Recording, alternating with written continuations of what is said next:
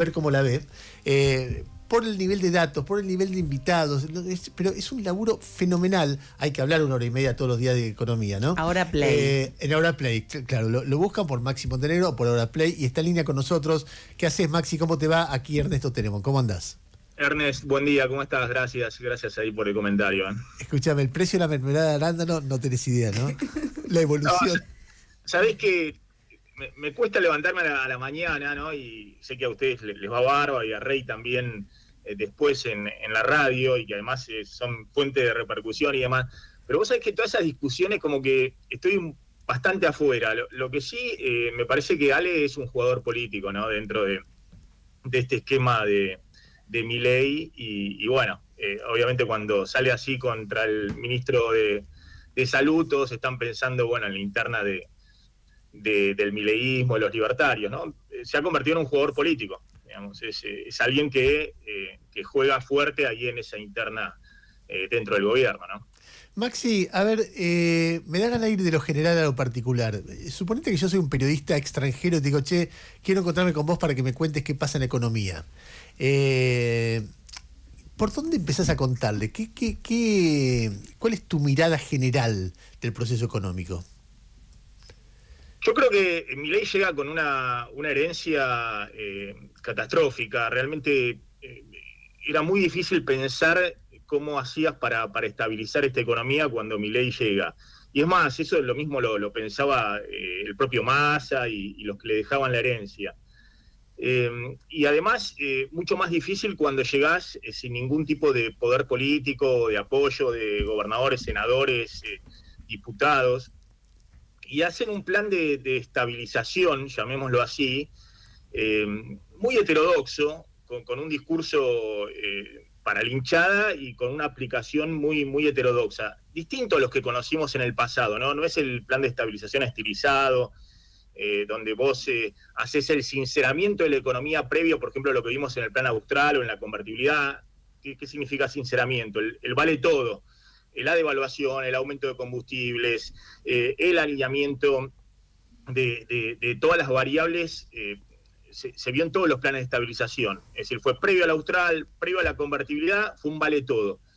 Y en el momento de lanzar el plan de estabilización, por eso siempre fueron en el primer momento tan exitosos los planes como el austral o la convertibilidad, no valía nada más, se congelaban las principales variables. La principal el dólar, pero también las tarifas, bueno, convergía la tasa de interés, todos los servicios públicos y privados, no aumentaba nada más y por eso desaceleraba fuerte la inflación. Acá Milei no tenía capacidad política de hacer eso y pensaron un plan totalmente sui generis, que fue simultáneamente estabilizar cuando al mismo tiempo tenías que sincerar. Entonces, devaluó primero en diciembre del 2023 y la inflación se fue a 25%, pero al mismo tiempo, después durante el verano, venían los aumentos tarifarios que siguieron durante todo 2024, los aumentos de servicios privados. Es decir, esta economía tenía 220% de inflación, pero tarifas públicas y servicios privados, prepaga, internet, colegios privados, etcétera, muy, muy atrasados, que el gobierno anterior había pisado como forma de contener esa inflación. Entonces, la verdad que era muy difícil llegar a estabilizar mínimamente la economía, que no te llevaran puesto. Tanto es así que tanto Massa como Macri creían que a Milei se lo llevaban puesto en marzo, abril del año pasado. Massa con parte del peronismo, pues pensaban, era su visión de que había que reformular políticamente, aparte le habían puesto una ficha grande a Milei para matar a Macri, y le salió bien, y para que Kicillof gane en la provincia de Buenos Aires, y Macri porque pensaba que lo mismo que Massa, pero que lo iban a llamar a él para gobernar. Y bueno, salió este plan de estabilización que obviamente tiene por un lado el hecho de que le permitió a Milei gobernar 1 año y medio y tener buenas chances de ganar la elección de medio término, y por otro lado, bueno, ha sido un ajuste durísimo con costos sociales muy, pero muy elevados, tal vez por la deficiencia de base, porque claramente hubiese sido mejor hacer un plan estabilizado de libro de texto, las experiencias anteriores, el Austral, Israel, pensar un poco en la coordinación política, pero no lo podía hacer un gobierno que no tenía volumen político, no tenía gestión y que tampoco pensaba que iba a llegar al poder unos meses antes de ganar la elección. Está bien, ahora, ¿sabes qué? A ver, primero, si yo fuera alguien de gobierno te diría, che, ¿por qué costos sociales? Si es verdad que al comienzo tuvo costos sociales, pero cuando uno ve los números sociales de hoy, como mínimo, digamos, la pobreza está igual o mejor que lo que dejó Alberto Fernández, ¿o no? Bueno, porque en todos los planes de este tipo, donde por un lado está el sinceramiento y después la estabilización, y acá se hizo todo junto, siempre hay un pico de disparada de la pobreza. Lo mismo ocurrió, por ejemplo, al inicio de la convertibilidad, cuando venías de la hiperinflación, pero sobre todo en el final de la convertibilidad. Uno no puede atribuirle, por ejemplo, a Duhalde el 57% de pobreza o el 20 y pico % de desempleo del estallido de la convertibilidad o de la salida de la convertibilidad. Milei en ese aspecto, sabía que el proceso de sinceramiento significaba disparar la pobreza y después bajarla. Pero está bajando la pobreza todavía en niveles muy elevados y todavía sigue el interrogante hacia adelante si este plan es sustentable y si la Argentina logra salir de ese callejón de estancamiento en el cual vienen los últimos 15 años y te lleva a un nivel de pobreza, si se quiere, aceptable. Dicho de otra manera, el kirchnerismo perdió en 2015 con pobreza del 26%, ¿no? Donde decíamos, che, mirá, estás con niveles de pobreza que triplican o cuadruplican los niveles de la década del 80. Entonces, me parece que la sociedad argentina se ha ido adaptando a otras realidades, ¿no? Y eso le permitió a Milei el ajuste muy fuerte inicial. Vos decís, ¿por qué el costo social? Bueno, porque un tercio, por lo menos, y en algún momento fue más, casi el 40% del ajuste inicial, el ajuste fiscal ese que Milei dice se hizo un día para el otro, recayó sobre el sistema previsional, sobre los jubilados. Nunca había habido en tan poco tiempo, en los 2 primeros meses de gestión, un ajuste de las jubilaciones reales superior al 30-35%, es decir, que los jubilados le licuaron de el haber previsional. En su momento, fíjate cómo se van corriendo los márgenes de tolerancia de la sociedad, a López Murphy lo sacaron por la ventana o a la alianza. 12%, ¿no? Ahora, perdón, Maxi. Al 12% de ajuste. Es cierto, ¿cómo te va, Gustavo Gravia? Te saluda. Es cierto que todos nos adaptamos a nuevas realidades, eso es indudable, o por lo menos la gran mayoría nos adaptamos a nuevas realidades. Pero la pregunta es, el plan de estabilización se supone que ya se hizo, o por lo pronto la tolerancia hacia un plan de estabilización, la gran mayoría ya lo tenemos casi, te diría, colmado, porque vos decís, llevamos ya 1 año y medio de pérdida constante de o algún tipo de nivel de vida o algún tipo de nivel de ingreso.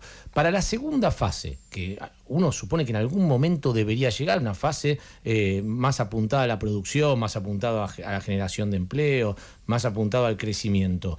Este equipo económico, que uno mira los actores del equipo económico y dice, vienen puramente del mercado financiero, ¿está preparado para dar ese paso? Mira, Milei viene con el mandato de ordenar la macroeconomía, ¿no? Y después que la microeconomía, lo sectorial, desde la industria hasta el campo, se vayan acomodando a ese orden macroeconómico. Yo creo que ordenar la macroeconomía en la Argentina no es una tarea menor, digamos, y verdaderamente cuando uno habla de las perspectivas que tiene Argentina hacia futuro, si vos ordenás la macroeconomía podés llegar a ese futuro, si no vas a estar siempre en el mismo loop permanente. Esta idea, ¿no?, que Argentina de una semana para otra pasa de todo, pero si vos la ves le sacás el zoom y la ves a lo largo de las décadas, es siempre lo mismo, ¿no? Siempre las mismas cuestiones, más allá de que el gobierno de turno diga esta vez es diferente. Entonces, para mí la primera tarea es ordenar la macroeconomía. Ahora, cuando vos decís lo sectorial, hoy obviamente están sufriendo muchos sectores. El gobierno ha aplicado una apertura acelerada en el contexto de la estabilización y eso genera mucho daño, sobre todo en el sector industrial o en las economías regionales, pero yo creo que todavía falta esa cuestión, si efectivamente Milei va a lograr estabilizar definitivamente la economía argentina. En algún momento los países, lo hemos visto en toda Latinoamérica, hicieron un clic y dejaron atrás la devaluación y las inflaciones en los niveles argentinos. Lo hicieron todos, lo hizo Chile, lo hizo Brasil, lo hizo Perú. Y a partir de ahí, eso te permite gobernar con mayor o menor dosis de intervencionismo estatal. Yo siempre cito el caso de Perú. ¿Saben quién estabilizó Perú? ¿Quién terminó con la inflación en Perú y abrió una nueva etapa? Bueno, fue Fujimori en la década del 90, que aplicó un plan muy ortodoxo, al estilo consenso de Washington, similar a la idea argentina, pero con otros condimentos. No tenía la convertibilidad, el tipo de cambio fijo, etc. Y eso permitió, Perú venía también de una hiperinflación, de Alan García, era un Alfonsín, pero más joven, más canchero y con mejor oratoria. Muy seguido por toda la izquierda latinoamericana. Bueno, Perú fue estabilizada por Fujimori y eso permitió que después, en el 2006, Fujimori, ya saben, se va a prófugo, causa de corrupción, causa de lesa humanidad, asesinatos, un desastre absoluto, nefasto. Pero en el 2006 vuelve Alan García. Le permite a Alan García volver al poder, pues ya estaba estabilizada la economía. Y Alan García gobierna con tasa de crecimiento del 5% promedio e inflación del 3% anual. 5 años, se va en el 2011, después, bueno, en caso de corrupción, se suicida Alan García y demás. Lo que quiero decir es que si vos no lográs hacer ese clic en la economía argentina, nadie puede gobernar. Para mí lo más asombroso fue lo que pasó con el peronismo. El peronismo por primera vez tiró la toalla en el gobierno anterior. Dijo, se nos fue de las manos, no podemos gobernar. Y la verdad que si en vez de haber ganado Milei hubiese ganado Massa, yo creo que el proceso de estabilización hubiese sido todavía mucho más duro, ¿no? Porque cuando vos tenés menos credibilidad frente a los mercados, frente a los agentes económicos, es inversamente proporcional tu credibilidad al nivel de ajuste que tenés que hacer. Es decir, cuanto menos credibilidad, más ajuste tenés que hacer. Por eso creo que, bueno, Milei tiene una gran chance, que es, todos saben que, más allá de que cada uno hace su juego, que en este momento no podría gobernar el peronismo, pues habría corrida de depósito, todo estallado. Pero al mismo tiempo está el interrogante si Milei va a tener la flexibilidad y en una segunda etapa y va a tener, si se quiere, el pragmatismo de poder avanzar y no quedarse, digamos, en el loop permanente de la Argentina, si va a hacer ese clic o no con la economía argentina. A ver, Maxi, vamos a lo hipercoyuntural, pues yo te escucho a vos todos los días, o no sé si todos, pero muchos días por semana, y siempre está la duda, lo que impregna tu cobertura no tiene tanto que ver con la mirada general de lo que fue este proceso, que es lo que expresaste recién, sino lo que pasa cada día. Y lo que yo escucho todo el tiempo es, esto va a tener que tener un cambio fuerte después de las elecciones. Imagino que el cambio fuerte tiene que ver en parte con el tema de acumular reservas que no se vienen acumulando, y acumular reservas está vinculado al nivel de tipo de cambio. Sí. El gobierno pensaba llegar tranquilo a las elecciones y vimos ayer el índice de inflación mayorista 2,8, que hay que ir un año atrás para encontrar uno más grande que ese. Tenés en abril uno de 2,7, ahí pegadito, pero y ningún otro más. Ya hace 2 meses había deflación mayorista, ahora está 2,8 arriba. Después vos ves el nivel de la tasa de estos días, que fue, no sé si sigue siendo, pero fue exorbitante. Sí. Niveles de intervencionismo en los depósitos bancarios que si lo hubiera hecho Cristina dirían que era comunista o chavista mínimo. Y después ves cosas como, por ejemplo, yo ayer veía en un gráfico que ponía Cristian Buteler la evolución de los intereses de las LEVAX. Y eso disparándose también, con lo cual dice, che, acá no están haciendo el equilibrio fiscal es un verso, porque le suman la deuda y es un déficit creciente y grande ya, para tratar de medirse con eso. Si uno junta todos estos elementos, da la impresión de una olla a presión. Eso no quiere decir que termine una explosión como el 2001, ¿no? Esa referencia es una referencia siempre exagerada y sirve para minimizar lo que pasa ahora, pero ves un desafío muy grande en términos de inflación, de acumulación de reservas, de equilibrio fiscal, etcétera, etcétera, que vos decís, bueno, ¿y esto dónde, de tasa, que vos decís, dónde termina esto? ¿Cómo lo pensás? No, lo que pienso es que el gobierno venía en un sendero, después de hacer esa estabilización con el ajuste y demás, aplicó el crawling peg, porque siempre en la Argentina la inflación es siempre y en todo lugar fenómeno monetario, como decía Friedman, pero mejor tener el dólar controlado, ¿no? Y aplicaron casi un tipo de cambio fijo que iba al 2% mensual, después el 1% mensual. En ese momento, si vos nos seguías ahí en el stream de Ahora Play, nosotros decíamos esto es insostenible. Y si lo quieren sostener, como dice Arriazu, hasta fines del 2025 van a una crisis, estallido de balance de pago, típica crisis argentina con una devaluación muy importante. Bueno, por suerte salieron de ese esquema de tipo de cambio casi fijo y fueron al tipo de cambio flotante. Pero bueno, en la Argentina todos los gobiernos le pasaban anterior y al anterior y al anterior, siempre que el dólar flota hacia arriba, se toman de las manos, empiezan a rezar, qué sé yo, invocan el más allá y toman medidas de corto plazo desesperadas. A mí me parece que el gobierno se asustó con la flotación del tipo de cambio a 1.370, que claramente era un tipo de cambio mejor para las economías regionales, mejor para la industria, mejor para todos, salvo para el que quería irse a Brasil o a Europa o a Chile a comprar, mejor para gastar también los dólares del colchón acá en la Argentina y no afuera, te hacía más consistente también la macroeconomía, los dólares que entraban y salían, pero el gobierno se asustó con eso. Yo pensaba porque tal vez vieron ahí lo que se llama una caída de la demanda de dinero, que es típica en los procesos electorales, es decir, que la gente se cubre y era más cantado que Despacito, no sé si se pone ahí, no creo ahí en Radio con Vos, pero todos sabíamos que en la época digamos, es mejor la metáfora de Elefantino, pero estuvo buena esa. Claro, el estilo, no, la mía es muy suave, ¿viste? Muy políticamente correcto. Bueno, todos sabían que venía el proceso de dolarización preelectoral, que todos se refugian en el dólar, pero bueno, el gobierno se asustó porque vio ahí una corrida o porque a Caputo le aparecen los fantasmas cuando chocó en el 2018, y bueno, y empezó a hacer algo que es muy dañino para la economía. Hace un mes y medio Caputo decía algo cierto: a esta economía se le acabó la nafta, hay que monetizarla, es decir, que hay que ponerle dólares y pesos para que siga creciendo. ¿Por qué? Porque uno de los motores del crecimiento había sido el crédito en pesos, ¿no? El boom de electrodomésticos, autos y demás. Llegó un punto donde los depósitos en pesos dejaban de crecer y ya tenías prestado el 80% de los depósitos, es decir, que se le acabó el combustible al crédito en pesos. Entonces había que monetizarla, había que ponerle más pesos. Pero siempre en la Argentina, mejor antes ponerle dólares, y por eso fueron con el plan de colchón, digamos, para ponerle dólares. También el crédito en dólares, el blanqueo te había dado un aumento, se duplicaron los depósitos en dólares, pasaron de 15.000 a 30.000 millones. Y los préstamos en dólares a los exportadores se triplicaron, pasaron de 5.000 a 15.000 millones, pero en general era el máximo de la época de Macri. Podés tener prestado poco más de la mitad de los depósitos, no conviene tener prestado más de eso. Entonces se le acabó el combustible a esta economía. Y hace un mes y medio te decía Caputo, tenemos un auto sólido, la demanda de dinero es fuerte porque todos ven que hay una economía sana, ahora sí le vamos a poner dólares y pesos. Bueno, los argentinos dijeron, no, mirá, esta ya la vimos, y no decidieron ponerle dólares, no salieron los dólares del colchón. El plan colchón quedó ahí. Al revés.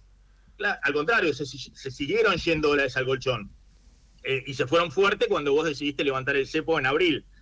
Hubo una formación de activos externos, lo que se llama compra de dólares sin asignación específica, de 9.000 millones de dólares, récord total en las últimas décadas. Parte puede ser para pagar el viaje al exterior, parte quedó muy poco, 16-20% quedó como depósitos en el sistema financiero, el resto se fue al colchón. Pero bueno, como no aparecieron los dólares, Caputo se asustó y dijo, bueno, acá no podemos monetizar nada, no podemos ponerle los pesos porque los pesos se me van al dólar. Y aplicó este apretón monetario, que básicamente es subirle fuertemente los requisitos de dinero que tienen que tener inmovilizados los bancos. Cuando dicen ni un peso en la calle, significa, bueno, teníamos que seguir impulsando el crédito, ahora se acabó el crédito. Es decir, los bancos, por los depósitos que tienen, ahora tienen una parte mucho mayor de sus depósitos que no pueden prestar. Y eso dispara la tasa de interés a niveles ridículos. Todos saben que esto es totalmente insostenible. No porque te mate la economía, que obviamente si se sostuviera, te mataría la economía. Es decir, alguien que tiene una tasa de interés real del 60%, y bueno, va a la quiebra, digamos, porque las pymes, todas las empresas, el que está endeudado, ya habíamos visto un aumento de la mora en tarjetas de crédito, en préstamos personales, y le ponen esta tasa de interés que no puede refinanciar, te liquida. Es decir, ¿pero para qué hacen eso? Para que todos se escupan los dólares, porque ahora, esto no ayuda, Ernesto, te conviene si tenés una deuda en pesos, pero cancelala como sea, con el canuto que tengas en el colchón, lo que sea, porque si no te fundís, te liquida, te lleva el patrimonio. El otro día llegaban muchas consultas de gente que tiene deuda en 2, 3 tarjetas de crédito y va refinanciando con el mínimo, y bueno, en la visión del gobierno tendrá que vender el auto, si tiene un canuto tendrá que liquidarlo, porque si no te lleva puesto todo, la casa, todo. Ahora, ¿por qué hacen eso tan violentamente? Y mi impresión es que se asustaron. Mi impresión es que o vieron que la corrida, que la demanda de dinero se podía desplomar de manera todavía más violenta, o vieron el número que vos decís del índice de precio al mayorista, que muestra que la suba del dólar, por lo menos en los mayoristas, en los productos importados, fue importante. No lo vimos en el índice de precio al consumidor porque parte se lo bancó el comercio minorista o los que venden al minorista que tienen la... Sí, pero eso es corto plazo, tarde o temprano aparece el minorista eso. Claro, pero por eso, esto es insostenible, no puede durar más de fines de octubre, y sería deseable que no durara hasta fines de octubre. Maxi, te hago una última pregunta, porque... pero después viene otra cosa, claramente viene otra cosa. ¿Cuál es esa otra cosa? Y bueno, si es como dice Milei, que ganás la elección y te llueven los dólares, los capitales, los cuales muchos ponen en duda, seguirás para adelante con un esquema más o menos como el actual. Si no es así, como tenés tipo de cambio flotante, como no tenés la época de Martínez Dios, la tablita, o no tenés el tipo de cambio fijo de la convertibilidad, y bueno, flotará, será un tipo de cambio más alto, y veremos cómo se equilibra en esta economía un tipo de cambio más alto con una tasa de interés más baja. ¿Sabés lo que me pregunto? Porque evidentemente una reformulación del esquema primero requiere la idea de que tenés que reformularlo, porque por momentos Milei hay siempre un contraste entre el Milei dogmático y el pragmático. Milei grita cosas que a veces hace y muchas otras veces no hace. Y disimula que no la hace, diciendo que los otros, no sé qué, pero bueno, así como el crawling peg iba a durar hasta fines de año y lo cambió en la mitad, con crédito, así como no iba a tomar deuda, así como 20.000 cosas. Ahora, por momentos da la idea de que ideológicamente él cree en la idea del dólar barato. Y Caputo lo ha dicho muchas veces, ¿por qué creen que los argentinos tienen que ser pobres, que no pueden viajar al exterior, que los salarios en dólares tienen que ser poco? Al revés, podemos cambiar eso porque somos los argentinos y los argentinos y los argentinos. Entonces, lo primero es que un cambio de esquema requiere primero la percepción de que es necesario, porque si ellos creen que por ganar las elecciones vienen los capitales, que no va a pasar lo mismo que le pasó a Macri, que después de ganar las elecciones de medio término le explotó la economía, sino algo distinto, bueno, tal vez no estén pensando en una reformulación. Y segundo, la pregunta es la consistencia técnica de esa reformulación. ¿Por qué? Porque es el equipo que viene diciendo el dólar se va a 1.000, la gente va a sacar la plata del colchón, las reservas van a ser 50.000 millones. Uno ve la cantidad de gaf de los últimos, el que desarmó las LEFIs y ahora todo el tiempo dice, ¿qué hicieron ahí? Está medio loco, eso no correspondía hacerlo. Cualquier principiante en términos monetarios se daba cuenta que terminaba en este problema. Entonces, me pregunto, no lo sé, si ellos son capaces de percibir el problema y segundo, de percibirlo son capaces de establecer un esquema alternativo que funcione. Yo creo que Milei en muchas cosas tiene efectivamente una visión muy dogmática de la economía, pero el gobierno en particular y el equipo económico ha mostrado mucho pragmatismo, más allá del discurso dogmático o la canchereada o todo lo que ya sabemos. Todos los gobiernos quieren un peso fuerte, todos los gobiernos, todos, salvo el periodo de Kirchner de 2003-2007, todos los gobiernos, el más emblemático fue los gobiernos de Cristina. Cristina pone el cepo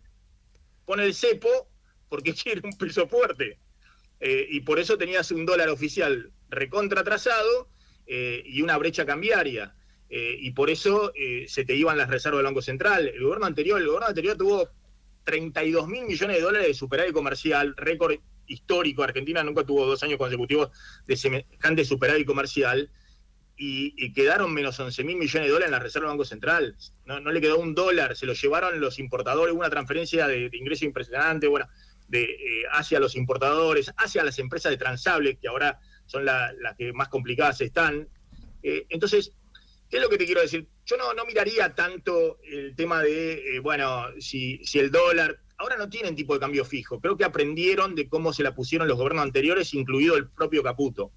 Entonces, yo no creo que si ven que no entran los dólares, traten de insistir con una economía totalmente maniatada y apretada. Y aparte no creo que, y encepada, si se quiere, con el cepo de las empresas, con el reforzar el ajuste monetario, interviniendo en futuros, todas esas cosas son de corto plazo. Me parece que después de la elección, y estoy seguro que ese es el plan B de, si no sale todo acorde al plan, como dice el gobierno, el plan B va a ser el plan del FMI, que en estos casos tradicionales es, liberar y que el dólar se estabilice en otro nivel, y a otro nivel seguramente, si vos seguís dando señales de confianza y te fue bien políticamente, entre en dólares y la economía pueda destrabarse y pueda seguir creciendo.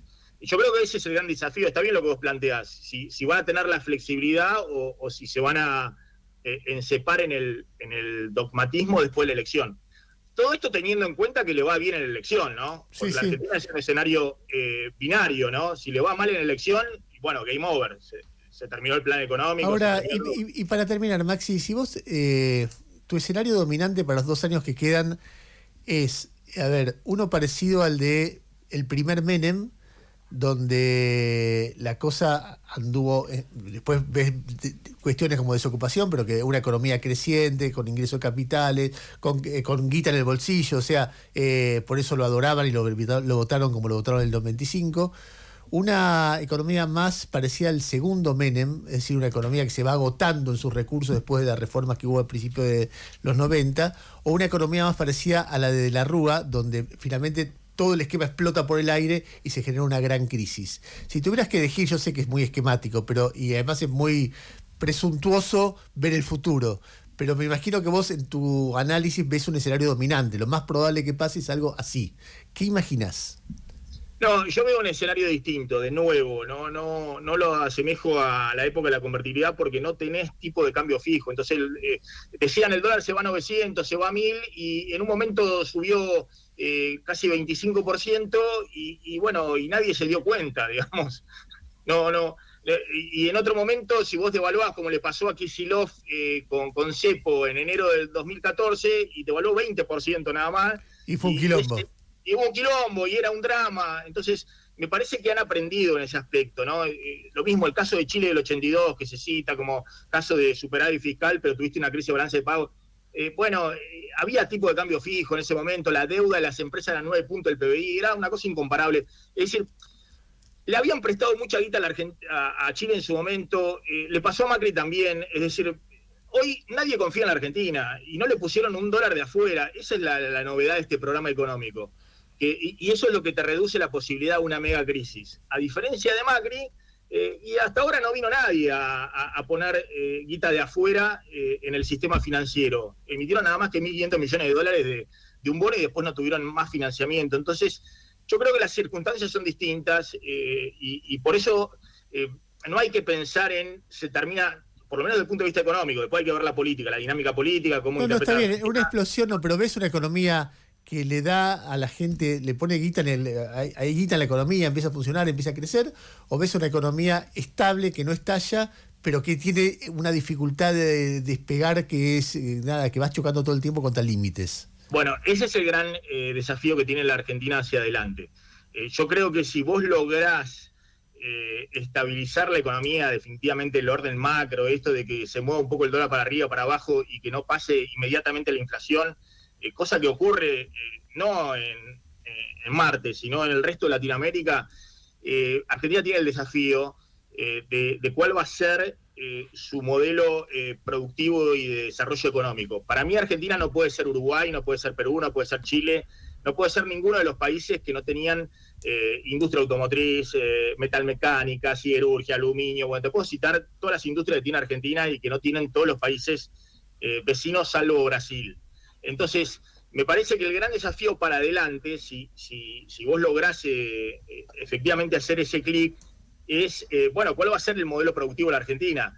La idea esta de vaca muerta, minería, agro, y nos salvamos, y entran muchísimos dólares y todo el resto se murió porque vamos a estar con un tipo de cambio bajo, es decir, con una Argentina muy cara en dólares, y mejor va a ser comprar por Shane o ir o tener los autos chinos directamente sin ninguna industria automotriz. Yo no la veo en la Argentina, por lo menos de los próximos 5 años. Entonces, me parece que, bueno, la discusión al día siguiente de la elección va a ser la actividad y el empleo. Y no va a ser una discusión menor. Fácil. Ni menor ni fácil. Y eso va a depender de lo que te decía antes, en qué nivel de tipo de cambio te vas a estabilizar. Yo no veo que la Argentina vaya a ser una Arabia Saudita o una enfermedad holandesa donde te entran todos los dólares y se murieron todas las industrias, importás todo del exterior. Entonces hay para adelante una discusión de cuál es la definición del modelo productivo. Y me parece que esa también es una gran falencia de Milei. Milei no se lo muestra demasiado capacitado para hacer grandes acuerdos. Para entender eso, claro.